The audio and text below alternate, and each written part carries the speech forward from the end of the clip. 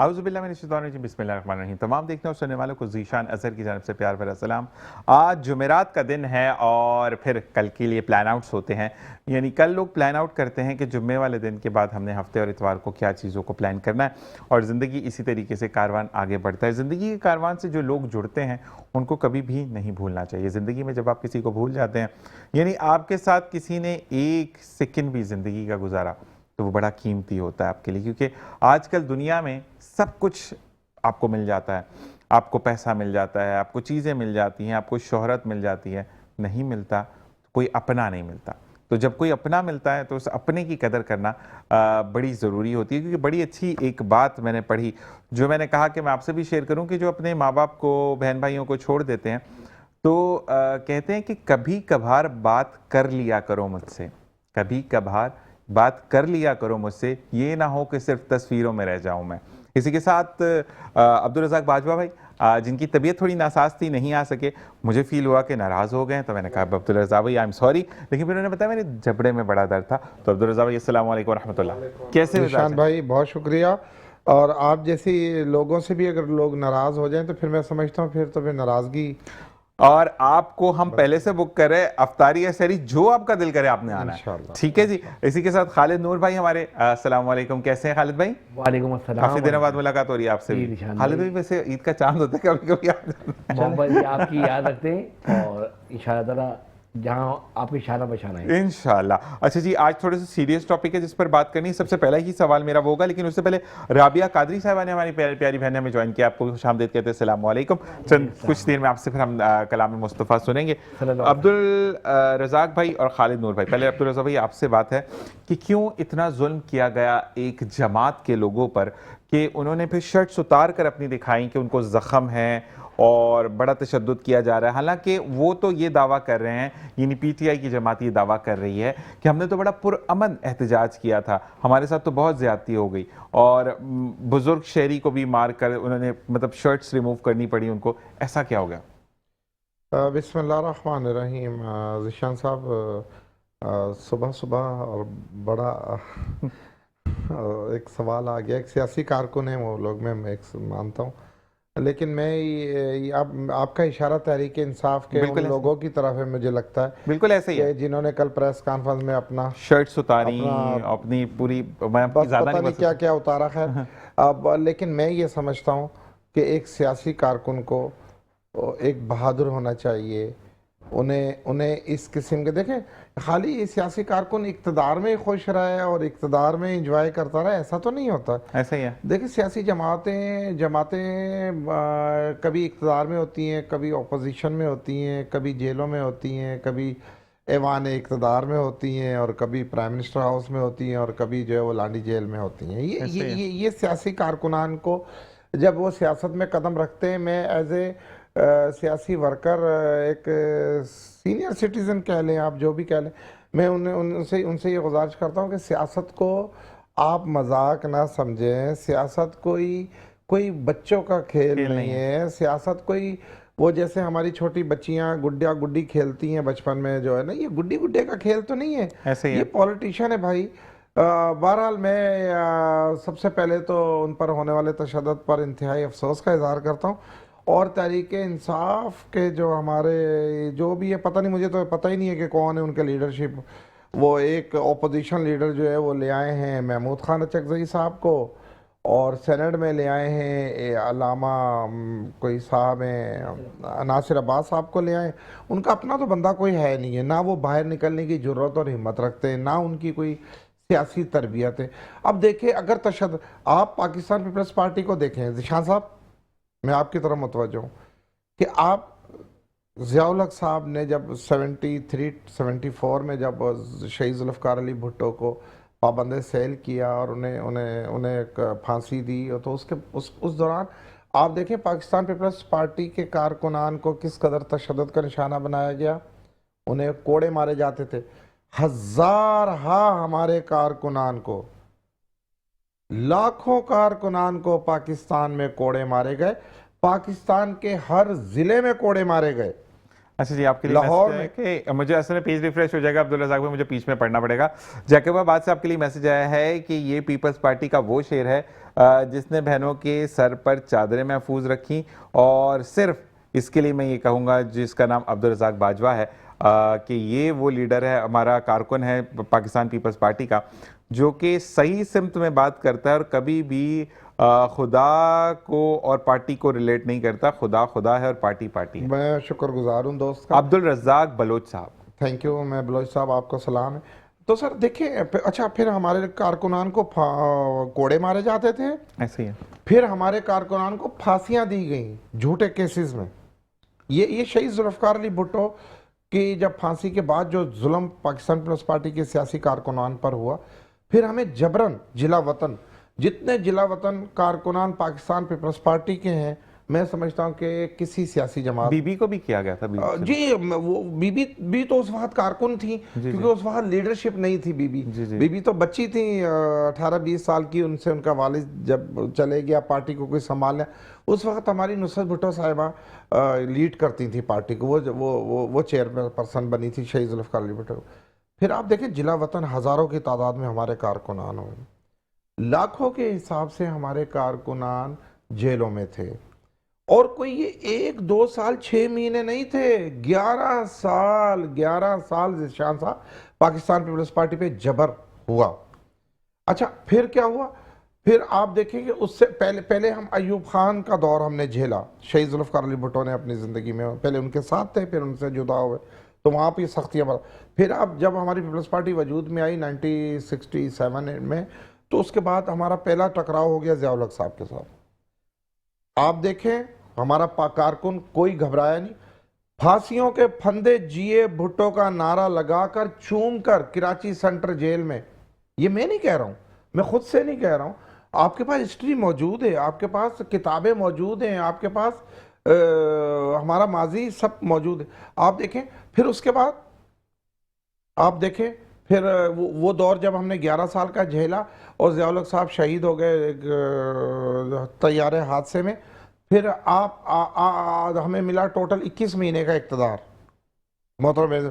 फिर हमसे हुकूमत छीन ली गई, फिर कारकुनान पे जबर, फिर आप देखें, फिर हमें मिला 20 महीने का इक़्तिदार टोटल, और फिर इक़्तिदार छीन कर जो है परवेज़ मुशर्रफ साहब ने कब्ज़ा कर लिया, जमहूरियत को दोबारा से उन्होंने डीरेल कर दिया। और आप देखें कि क्या नहीं हुआ मुशर्रफ साहब के दौर में पाकिस्तान पीपल्स पार्टी के कारकुनान के साथ, हमें सिंध की हुकूमत नहीं बनाने दी गई। आप देखें, उसी जबर का एंड ये हुआ कि मोहतरम बेनज़ीर भुट्टो साहिबा को उन्हीं के दौरे इक़्तिदार में शहीद कर दिया गया, कत्ल कर दिया गया। हम जिला वतन भी किया मोहतरम बेनज़ीर भुट्टो साहिबा को, हमारी सारी क़यादत जेल में थी। इस मौके पर मैं सदर प्रेसिडेंट आसिफ अली जरदारी, जो इस वक्त इस मुल्क के अल्हम्दुलिल्लाह सदर हैं, आप देखें कि उन्हें 11 साल आपने कंटिन्यू जेल में रखा। बेनज़ीर साहिबा की सारी औलाद जेल में हुई है। यार, आप कहते हैं जुल्म हो गया, 2 जूते लगे, आपने कपड़े उतार दिए। सोशल मीडिया पे प्रेस क्लब कराची में जाके इनके नौजवानों ने, इनके MNA ने, फहीम खान मेरा दोस्त है, राजा साहब जो इनके अभी कराची के शहर सदर हैं, वो भी मेरे बड़े प्यारे भाइयों की तरह। तो लेकिन मैं समझता हूँ कि ये सियासी कारकुनान को इस तरह नहीं करना चाहिए। अरे बाबा, अच्छा, ये क़यादत का गलती है या सियासी कारकुनान को तरबियत की कमी है? मैं तो समझता हूँ यार, क्या हो गया यहाँ तो हम बात करें, बीबी को तो थ्रेट्स पहले भी थे ना, जब बीबी को शहीद किया गया और जब वो पहले हादसे में भी बच गई थी, उसके बाद भी उनको थ्रेट्स थे। लेकिन ये जो चीज़ थी कि बीबी, देखिए, एक तो क़यादत का बहादुर होना बहुत लाजमी होता है। आप देखें, मोहतरम बेनज़ीर भुट्टो साहिबा को पाकिस्तान की सारी एजेंसियों ने कहा कि मत आए पाकिस्तान, हालात अच्छे नहीं हैं, आप पर खुदगश हमला हो सकता है, आपके साथ और हर किसी। देखिए, वो नहीं घबराई और आई इस सरजमीन पर, वो बहादुर थी। आप देखें कि अभी हालिया कल की तो बात है, 2021 में आप चले जाएं, 3-4 साल पहले, और हमारे इमरान खान साहब बातों के तो बड़े धनी हैं, वो बड़े, उनसे अच्छी कोई बात नहीं दुनिया में कर सकता। वो बंदे को, झूठ को ऐसा सच बनाते हैं कि जैसे आपको आइसक्रीम लगेगा। वो आप देखें कि वो जेल जाते थे बाल्टी लोहे की पहनकर, कनस्तर। अरे बाबा, क्या हो गया यार, मरना तो है, 1000 साल जिंदा रहना है, जब भी आपने जाना है दुनिया को छोड़कर। तो पाकिस्तान में नहीं, दुनिया भर में जिन्होंने भी इज्जत और नाम कमाया, क़यादत का बहादुर होना लाजमी है, सियासी कारकुनान का बहादुर होना लाजमी है, उनकी सियासी तरबियत होना लाजमी है, उनकी अखलाकियात बेहतर होनी लाजमी है। उन्हें बताया जाए कि जब आपको इक़्तिदार मिलता है तो आवाम की क्या खिदमत की जाती है, जब आप अपोजिशन में होते हो तो आप किस तरह से आपको सियासी एक्टिविटीज़ करनी होती हैं। यानी सियासी कारकुन को, तो सियासी वर्कर जो होता है वो तो पहले दिन से माँ की कूख से जब वो जन्म लेता है तो उसे बहादुरी सिखाई जाती। ये रोना पीटना, जी मुझे पुलिस, और एक एसएचओ ने 4 जूते मार दिए, आपने पूरा सरजमीन उठा दिया कि जबर। और अरे जबर देखना है तो पाकिस्तान पीपल्स पार्टी का देखो, हमारे कारकुनान कोड़े खाते थे जीए भुट्टो कह के। जबरदस्त। ये मैं नहीं कह रहा हूं, अगर मैं ये लाइव चैनल पर हूं, मैं टीवी पर बैठा हूं, आप रावलपिंडी की हिस्ट्री ले लें, आप लाहौर मोची गेट की ले लें, आप कराची नश्तर पार्क की ले लें, आप पिशावर की ले लें, कोयटा की ले लें, तो यार देखिए वो हमारी फर्क क्या था। फर्क अब मैं आपको बताऊं, फर्क ये था कि हमारा जो उस्ताद थे, सियासी उस्ताद थे, वो शहीद जुल्फ़िकार अली भुट्टो थे। असल में उनकी जो रूट्स थी ना, वो भी कहते हैं कि जिसमें पनपना जिसको कहते हैं, और वो सियासी। और जिशान भाई, हाँ, माफी चाहता हूं मेरे दोस्त, और जी, फिर मैं एक सेकंड में अपनी बात खत्म करता हूं। और एक जबरदस्त जो मैं बात बताने जा रहा हूं, लोग मुंह भरकर पाकिस्तान पीपल्स पार्टी पे इल्जाम लगा देते हैं ये तो करप्ट है। मैं नहीं कहता कि ऐसा नहीं हो बिल्कुल होगा। हम कोई फरिश्ते नहीं है, कोई दूध के धुले हुए या कोई आसमानी मखलूक नहीं है, हम में भी अच्छे बुरे लोग हैं। लेकिन मुझे बताएं, मैं आपके टीवी के तवज्जुह से आपके कैमरे के सामने चैलेंज कर रहा हूं, पाकिस्तान की 25 करोड़ आवाम में कोई बंदा लाइव आकर या मुझे पर्सनल पर या आपके साथ रब्ता करके बाद में बताए शहीद जुल्फ़िकार अली भुट्टो पर कौन सा करप्शन का चार्जर था। उसकी बताएं, बेनजीर भुट्टो 2 बार वजीर आजम बनी है इस मुल्क की, मुझे बताएं बेनजीर साहिबा पे कौन सा इल्जाम था करप्शन का। आज की मैं अपनी क़यादत की बात कर रहा हूं, पाकिस्तान पीपल्स पार्टी को जो हेड करते हैं, बकाया मैं सबकी बातें नहीं कर रहा हूं, यहाँ बहुत बहुत अच्छे भी होंगे, बहुत बुरे भी होंगे, मुझे नहीं पता उनका। मैं आज मुझे कोई बता दे बिलावल भुट्टो पर क्या करप्शन का चार्ज है। अरे बाबा, वो तो अपना जो उनके पास है, वो जो उनके दादा का छोड़ा हुआ है, जो परदादा का छोड़ा हुआ है, वो ही नहीं खा सकते। ये नीचे अच्छे बुरे लोग जरूर होंगे। क़यादत का ईमानदार होना, क़यादत का लीडर का ईमानदार होना, बिल्कुल लीडर का पार्टी क़यादत का लीडर का ईमानदार होना बहुत अहमियत रखता है, बहादुर होना बहुत अहमियत रखता है, साबित कदम होना, और असूल पसंद सच्चा होना बहुत ईमान। बिल्कुल ऐसा ही है। और मैं ये जरूर कहूंगा कि आज एक चीज ये क्लियर हुई कि जब आपको सियासी आप कारकुन होते हैं, ऐसी चीजें चलती रहती हैं। जी खालिद भाई, आप क्या कहेंगे इस बारे में? बिस्मिल्लाहिर्रहमानिर्रहीम। निशान भाई, आपका मशकूर हूँ कि आपने मुझे मदऊ किया और मेरा मौक़िफ़ ले रहे हैं। निशान भाई, रज़ाक भाई ने तफसील से बात की, अल्हम्दुलिल्लाह उनका एक नज़रिया है और हर किसी का नज़रिए का एहतराम करना हम सब पे ज़रूरी है और इसी तरह मुल्क को आगे लेके जाना है। ऐसे ही है। सोच किसी की भी हो सकती है, सोच पे कोई पाबंदी नहीं है, लेकिन कोई भी सियासी वर्कर हो, कारकुन हो, रहनुमा हो, लीडर हो, उसका ग्राउंड में मौजूद होना सबसे पहले ज़रूरी है। ठीक है। अगर वो मौजूद नहीं है या वो अगर सियासत नहीं कर सकता है तो उस सियासतदान हो या वर्कर हो, उसको घर भी ही आराम करना चाहिए। ठीक है। हकीकत है, इससे तो दो राय है ही नहीं। लेकिन जहाँ भी तशद्दुद के वाक़यात होते हैं उसकी मजम्मत करते हैं, मजम्मत भी करनी चाहिए। और चंद काली भेड़ी टाइप के लोग होते हैं जो पूरे इदारों को, महकमों को बदनाम करते हैं। तशद्दुद नहीं होना चाहिए और अगर हुआ है तो ऐसे वाक़यात आइंदा ना हो। और जो भी हमारे मुल्क में कवानीन मौजूद हैं उसको राइज करते हुए एक सियासी वर्कर का भी एहतराम करना चाहिए और इदारे का भी एहतराम करना चाहिए, क्योंकि मुल्क है तो हमारी सियासत भी होगी, हमारे सारे मामलात भी होंगे। और मैं आपके तवज्जुह से हुक्काम बाला से ये मुतालबा करूँगा कि अब बहुत हो चुका।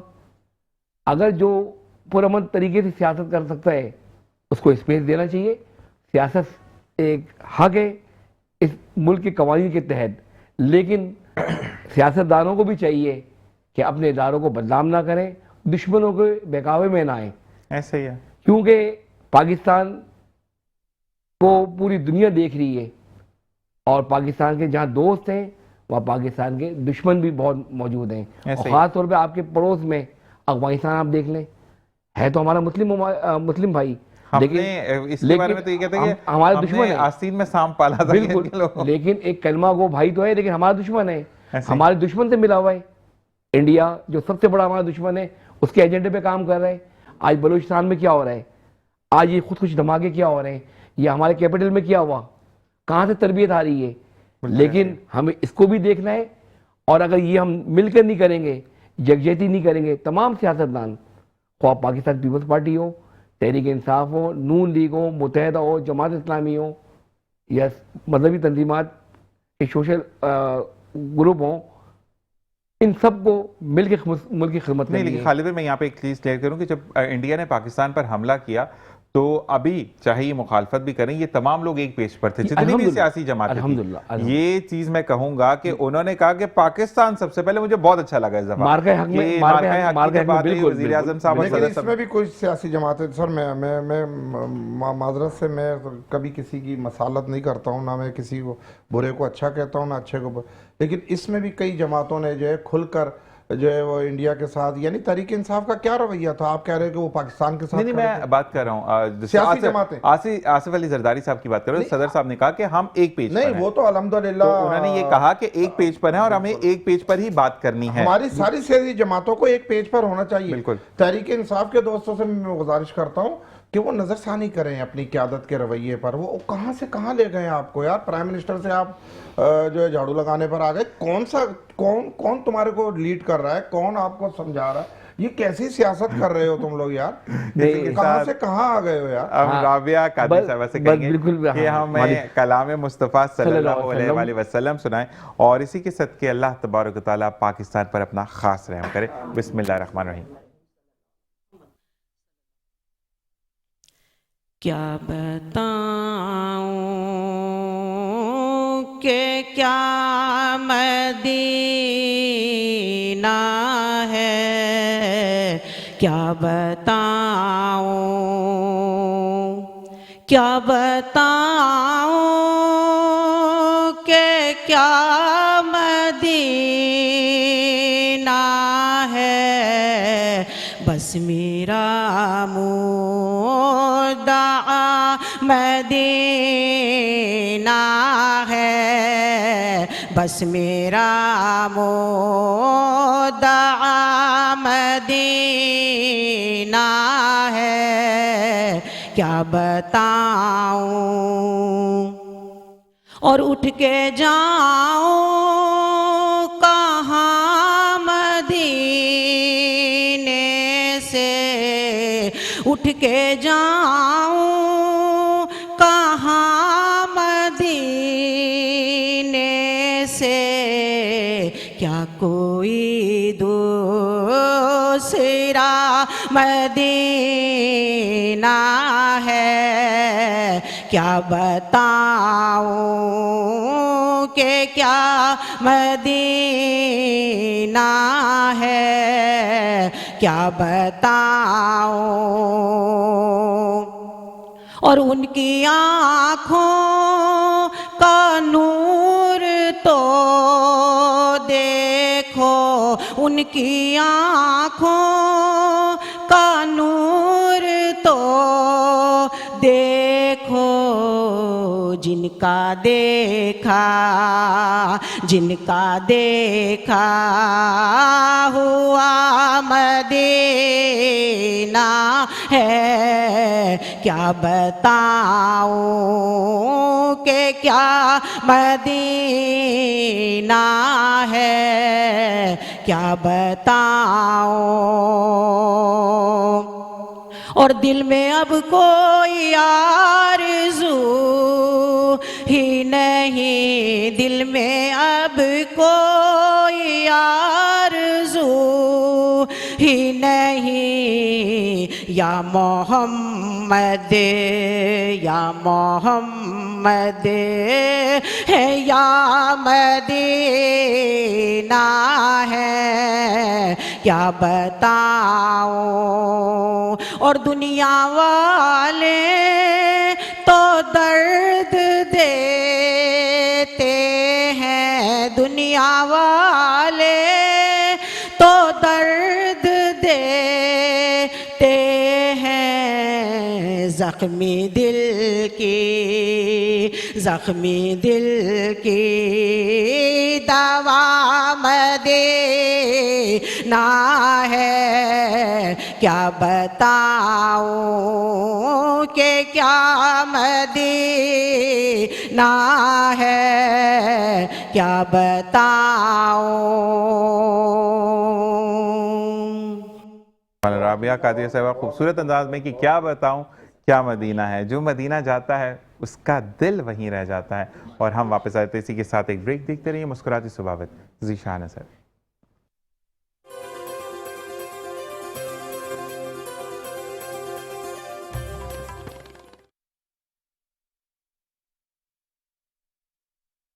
और जनाब वेलकम बैक। और इसी के साथ साथ हम ये बात करते हैं, अच्छा स्टूडियोज में क्या क्या हो रहा था ऑनेस्टली बताते हैं अभी। बादशाह क्या बोलूँ मैं, खैर अब्दुल रज़ाक भाई चिल हो जाता है माहौल बड़ा। अच्छा जी हम आते हैं खालिद भाई, मुझे ये बताएं कि मैंने एक चीज़ देखी कि पाकिस्तान पीपल्स पार्टी क्योंकि इक़्तिदार में पहले थी, तो मैं अगर डायरेक्ट इनसे बात करूँगा तो लोग बोलेंगे मैं पॉलिश करूँ, इसलिए मैं इनसे बात नहीं कर रहा, ठीक है। तनकीदें हुई, तनकीद देखी भी गई, और जब हरीफ होते हैं तो जब तक इलेक्शंस होते हैं तो पहले नून और पीपी को हम साथ देखते हैं, लेकिन फिर हरीफ बन जाते हैं, लेकिन तमीज़ के दायरे में तनकीद होती है। फिर एक जमात आई, तनकीदें गालियों में बदल गई। क्या कहेंगे इस बारे में? निशान भाई देखे ना कि पाकिस्तान की सियासत हो या दुनिया भर की सियासत हो, एतराफ़ के ममालिक में भी ये मिजाज में लोगों का हो गया है, लेकिन पाकिस्तान में कुछ ज़्यादा हुआ। और लेकिन अब इसकी इस्लाह होना चाहिए।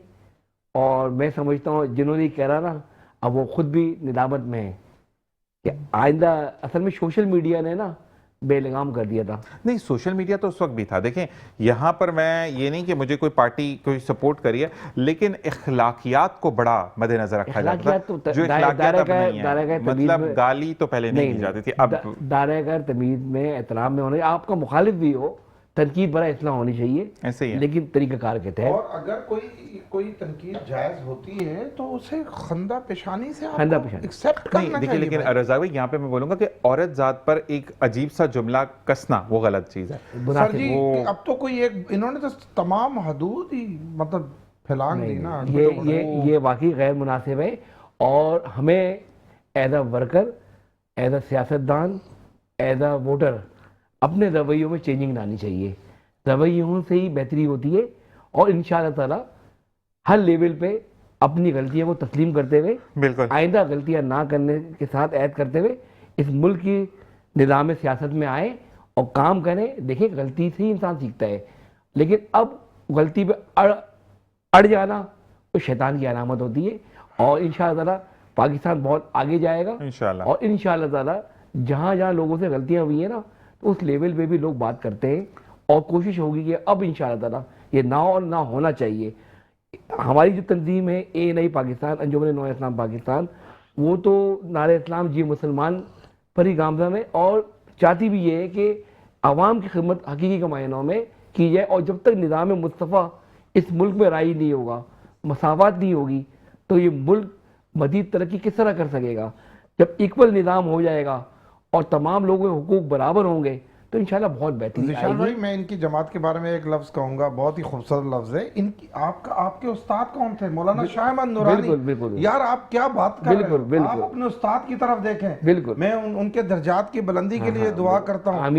मैं आप यकीन करो एज ए सियासी कारकुन आज भी हजरत शाह अहमद नूरानी साहब की कहीं तकरीर चल रही होती है, हम रुक जाते हैं, थम जाते हैं, पत्थर के बन जाते हैं सुनने के लिए। रज़ाक भाई आप माशाल्लाह ये तरबियत है, आशिक़ रसूल हैं और आपने इस शहर के लिए भी बड़ी खिदमत करी है और दीनी मामलात में भी। इससे तो आपका तारिक महबूब भाई हो गए, अल्लामा तारिक महबूब साहब ने अपनी जान दे दी। जी बिल्कुल बिल्कुल बिल्कुल। आप देखें ये भी तो सियासी जमात थी ना, दीनी जमात भी है ये जी बिल्कुल।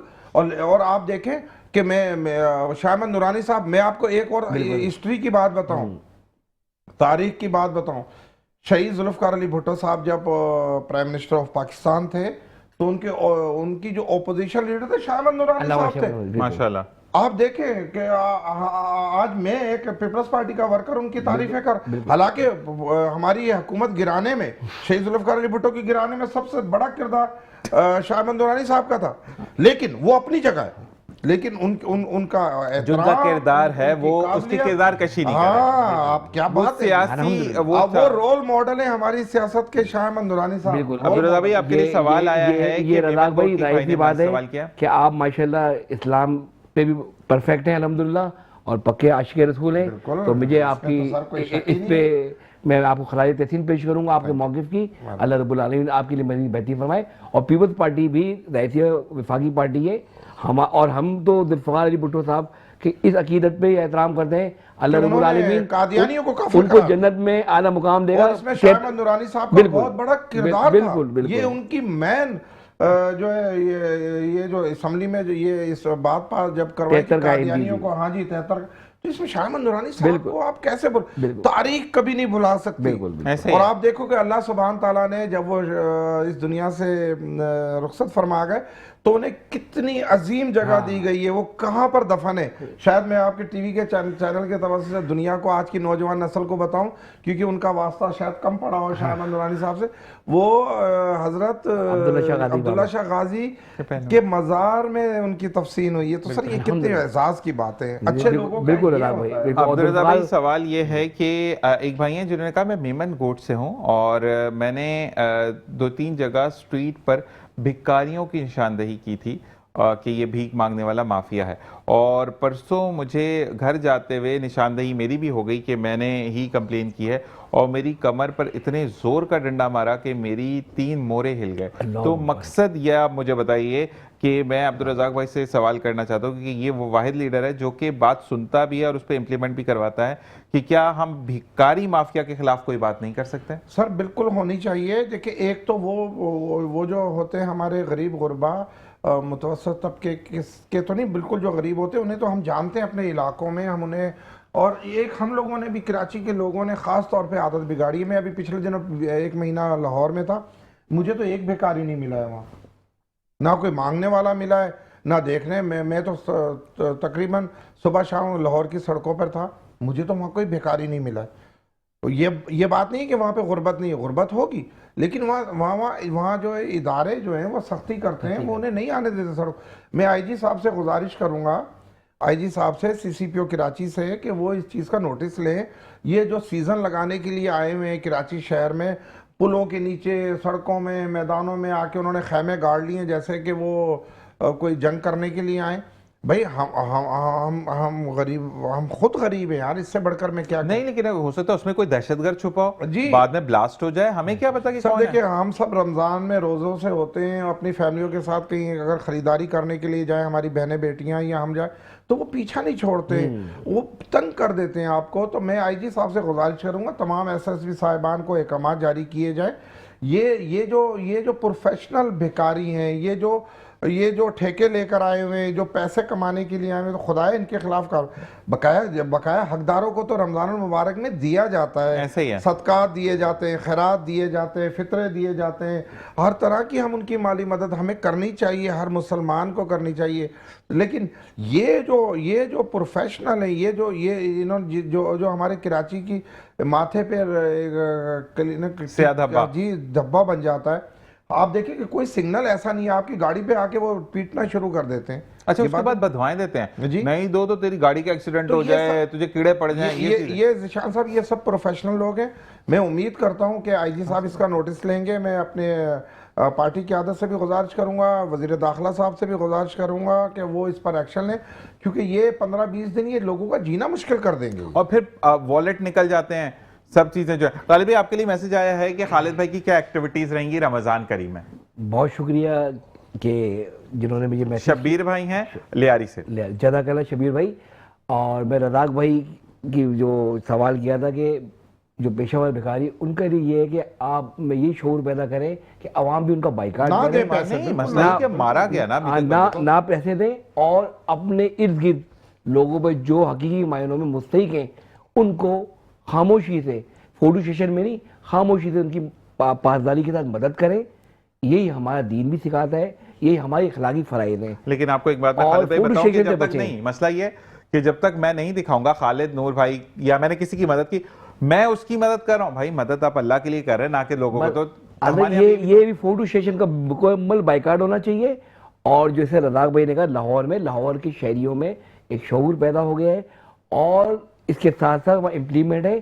मैं रज़ाक भाई की इस बात से मुत्तफिक हूँ कि इनकी हुकूमत से रहे तो इन्होंने फिर भी इतनी जुर्रत का मुजाहरा किया कि ऑन लाइव चैनल इन्होंने बताया और आईजी साहब से भी अपील की। मैं भी रज़ाक भाई की इस मौक़िफ़ की तायद करता हूँ कि ऐसा ही होना चाहिए। और हमारे लियारी से जो भाई ने मुझे मुतवज्जो किया, इंशाअल्लाह ताला ANI पाकिस्तान यकुम जैसे चांद रात से 5 वक्त तरावी का एहतमाम करती है, वो 5 वक्त तरावी इंशाअल्लाह मरकज़ बैतुल मुस्तफ़ा में होगी।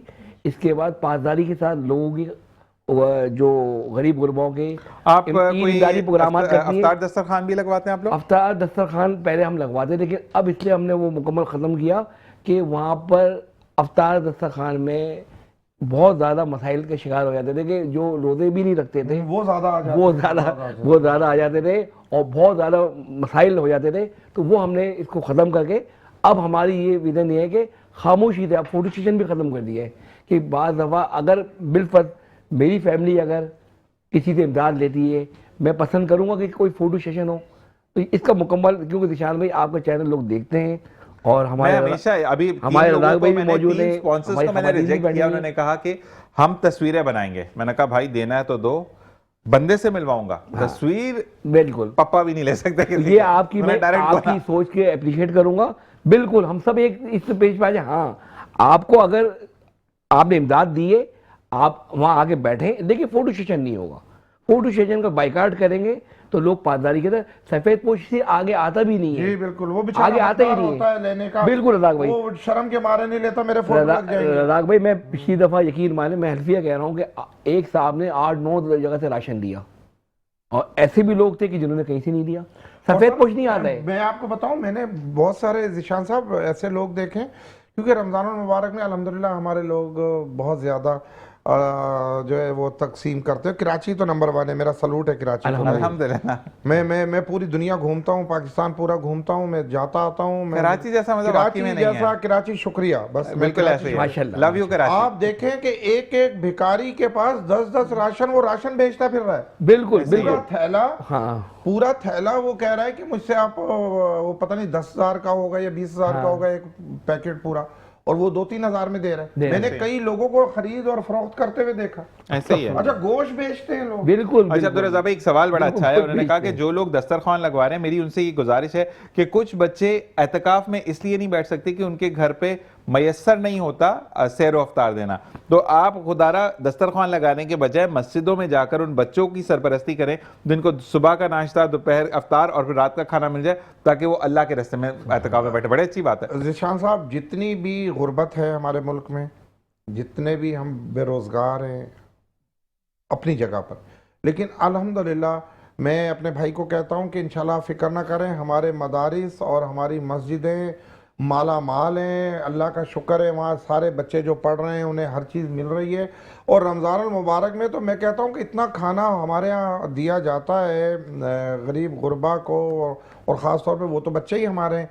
वो इंशाल्लाह ऐसा कुछ नहीं है। हमारे मदारिस और मसाजिद और जितने दीनी इदारे उन्होंने अपनी पूरी प्लानिंगें कर ली हैं। शायद सियासी जमातें तो इस काम में पीछे रह जाती हैं। नहीं, एक बात मैं बोलूंगा, यहाँ पे टाइम मुकम्मल हुआ। अब्दुल रज़ाक भाई से भी हम एक रिक्वेस्ट करेंगे, खालिद नूर भाई से भी एक रिक्वेस्ट करेंगे, फिर बाद में फाइनली बताएंगे कि हमने क्या रिक्वेस्ट की है। लेकिन इस दफ़ा हम इनको भी इंटैक्ट करेंगे। आप दोनों का बहुत बहुत शुक्रिया कि आप तशरीफ लेकर आए। अनम इफ्तिखार ने हमें ज्वाइन किया, लेकिन अगले सेशन में हम आपसे नात पढ़वाएंगे। इस वक्त हम ब्रेक की तरफ जा रहे हैं। देखते रहिए मुस्कुराती सुबह विद ज़ीशान नज़र।